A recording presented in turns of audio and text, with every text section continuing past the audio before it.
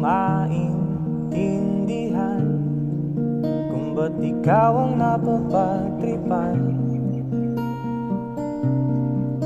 ng halik ng kamalasan.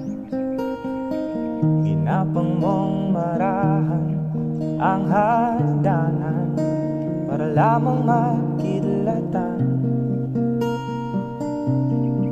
sa kaitaas-taasan. Ngunit kaibigan, huwag kang magpapasinda.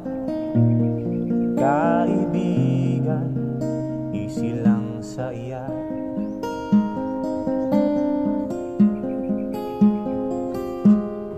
Dahil wala ring mangyayari, tayo'y walang mapapala.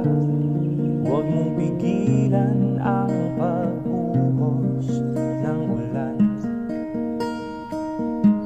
May panahon para maging hari, may panahon para magdapa. Dahil ang